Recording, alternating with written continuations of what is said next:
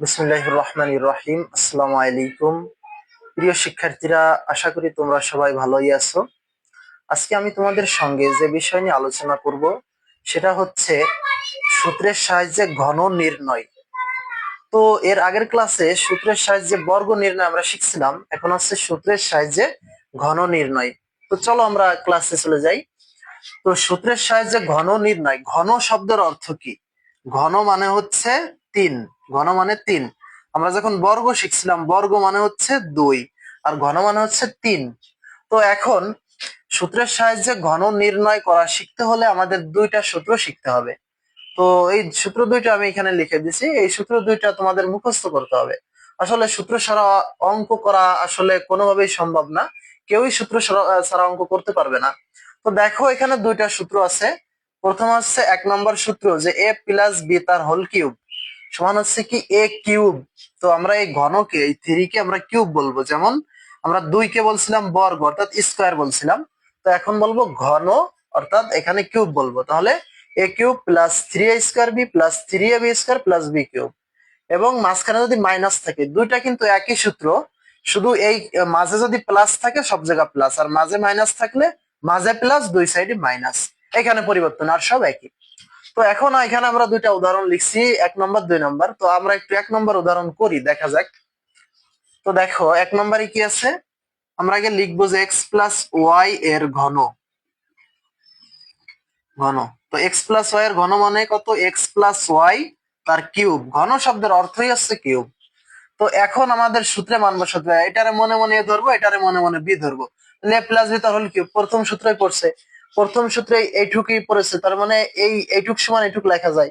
অর্থাৎ বোঝানোর জন্য বলতেছি যে এইটুক পড়ছে, যে এ প্লাস বি তার হোল কিউব সমান এ প্লাস বি তার হোল কিউব। এই যে এটা সমান এ কিউব, এ মানে এখানে এক্স, তাহলে এক্স এর কিউব দিব আমরা, প্লাস সূত্রে প্লাস, এরপরে 3a স্কোয়ার বি তার মানে 3 দিলাম, আর a স্কোয়ার মানে এক্স এর স্কোয়ার, আর বি মানে ওয়াই, প্লাস 3ab স্কোয়ার, 3 মানে এই যে 3, আর a মানে হচ্ছে এক্স, আর বি মানে এখানে ওয়াই তার স্কোয়ার দিব।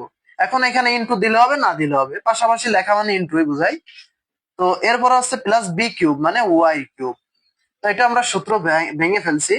তো এই অঙ্ক যদি তোমাদের সৃজনশীল প্রশ্ন ক তে আসে অথবা সংক্ষিপ্ত প্রশ্নের ভিতরে আসে, তাহলে 2 নম্বর পাবা। তো এইটুক ভাঙতে পারলে 1 পাবা, আর ক্যালকুলেশন করলে আর 1 পাবা। আর টিকে আসলে তো সম্পূর্ণ উত্তর তোমাদের বের করতে হবে। তো এটার আমরা একটু ভাঙ্গি। এক্স কিউব প্লাস 3, এই এক্স রে স্কোয়ার করলে এক্স স্কোয়ার আর ওয়াই থাকলো, প্লাস 3x, আর এই ওয়াই রে স্কোয়ার করলে ওয়াই স্কোয়ার, আর এখানে ওয়াই কিউব। এটাই আমরা অ্যান্সার লিখতে পারি। তো দেখো যে এই সূত্র জানা থাকলে এক নিমেষেই, কয়েক সেকেন্ডের মধ্যে তুমি এটুক করে ফেলতে পারতেছো। তো আশা করি তোমরা এটা বুঝতে পেরেছো। এখন 2 নম্বর আমরা একটু করি, দেখো। তো 2 নম্বর আছে এম মাইনাস কে এর ঘন নির্ণয় করো। এটা হলো মাইনাসের সূত্র, এর ঘন। তাহলে ঘন মানে ওই যে আমরা আগের মতো লিখবো এম মাইনাস কে তার কিউব। তো এখানে মাইনাসের সূত্র, এই সূত্রই মান বসাবো আমরা। এ স্কোয়ার, এটারে মনে মনে ধরো, এটারে মনে মনে বি ধরো, তার মানে এম এর স্কোয়ার, এম এর কিউব আর কি। তো মাইনাস 3a স্কোয়ার বি তার মানে 3m স্কোয়ার বি, বি মানে এখানে কোনটা? কে। আর মাঝে তো প্লাস, এই সূত্রের প্লাস মনে রাখতে হবে। অনেকে এই দুইটা সূত্র কিন্তু তোমরা প্যাচ লাগিয়ে ফেলাও, যে প্লাস মাইনাস কোথায় হবে একটু ভুল করো। আসলে সূত্র টেকনিক অবলম্বন করে শিখলে সূত্র কোনোদিনও ভুল হবে না। তো সূত্র মুখস্থ করার বিভিন্ন টেকনিক আছে, যেগুলো আমি তোমাদের পরবর্তী ক্লাসে আলোচনা করব। তো এখন দেখো তাহলে 3a স্কোয়ার বি, এখন 3ab স্কোয়ার, 3ab স্কোয়ার, এ মানে এম, আর বি স্কোয়ার মানে কে স্কোয়ার, আর মাইনাস কে কিউব।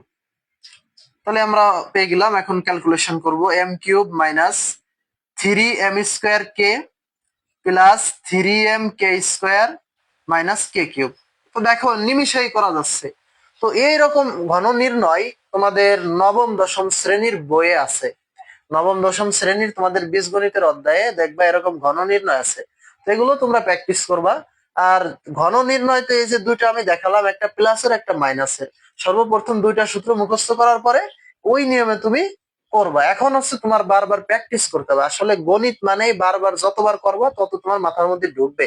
আর তুমি যদি একবার করে রাখে দাও, ওটা তোমার মাথায় ঢুকবে না। তো আশা করি দুইটা তোমরা বুঝতে পেরেছো। তো এই সম্পর্কিত কোনো সমস্যা থাকলে অবশ্যই কমেন্টে জানাতে পারো, অথবা আমাদের ফেসবুক পেজে, যে অগ্রগতি কোচিং সেন্টারের ফেসবুক পেজ আছে, ওইখানে দেখবা হোয়াটসঅ্যাপ নাম্বার আছে, ওইখানে যোগাযোগ করতে পারো। আশা করি বুঝতে পেরেছো। তো একটা আমি হোমওয়ার্ক তোমাদেরকে দিয়ে দিই, ওইটা বাসায় করবা। দুইটা দিয়ে দিই হোমওয়ার্ক। তো এখানে আমি দুইটা দিয়ে দিই, দেখো এখানে আমি যদি লিখি যে 2x প্লাস 3y এর ঘন নির্ণয় করো, নির্ণয় করো। এরপরে হচ্ছে আমরা যদি লিখি 3m মাইনাস 2b এর ঘন নির্ণয় করো। তো আশা করি তোমরা পারবা।